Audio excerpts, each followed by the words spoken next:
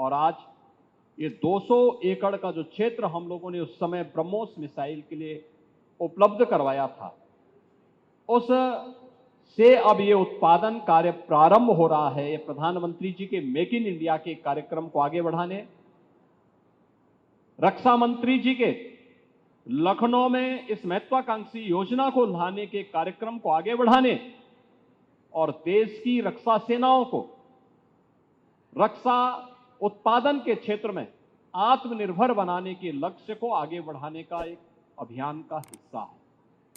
BrahMos missile क्या होती है, अभी आपने ऑपरेशन सिंदूर के अंदर इस मिसाइल के पराक्रम की एक झलक देखी होगी, और नहीं देखी होगी तो कम से कम पाकिस्तान वालों से पूछ लेना चाहिए कि ब्रह्मोस मिसाइल की ताकत क्या है।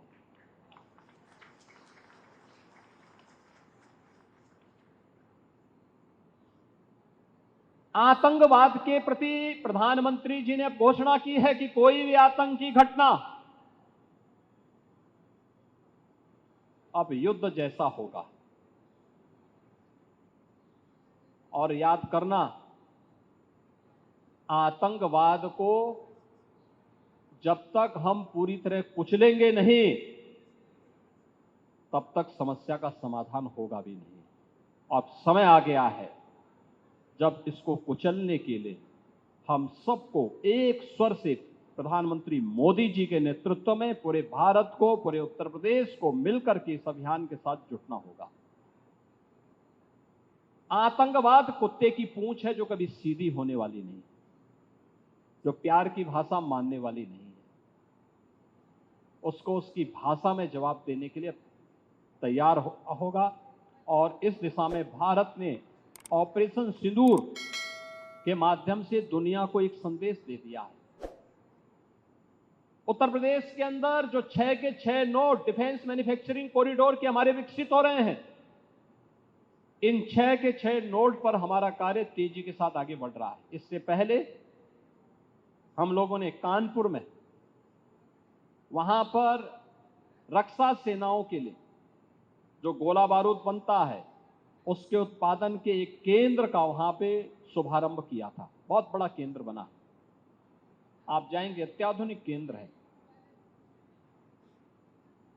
अब वे अपने एक्सपेंशन के लिए भी उन्होंने और लैंड मांगनी प्रारंभ की।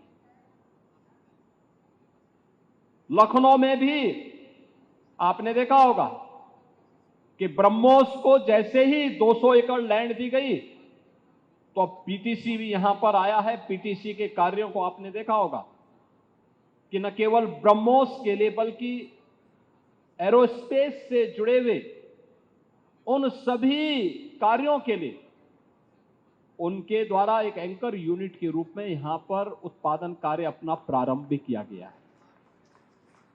लगभग 7 यूनिट यहां पर ब्रह्मोस से जुड़ी हुई एंकर यूनिट भी इसके अगल बगल लग रही है।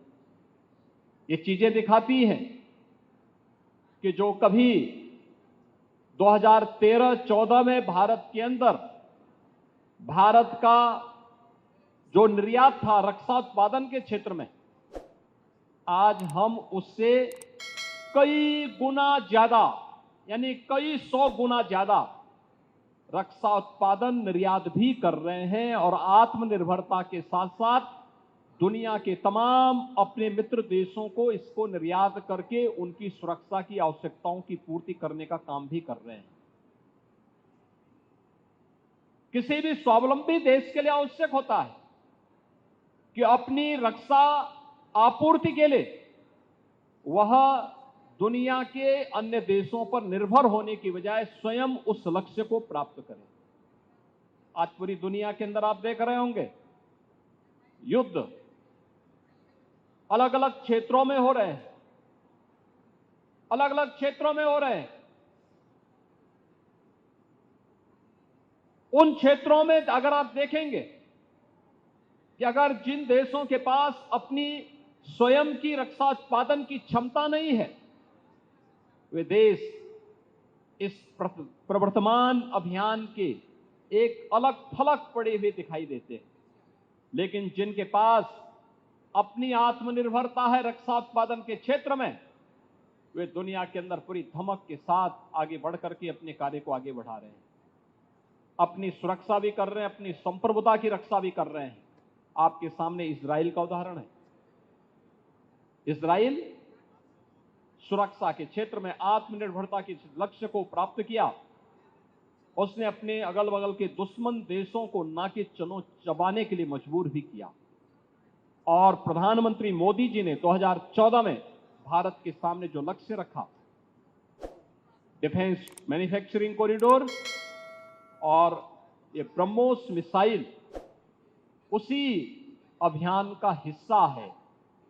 VDL झांसी में आ रहा है।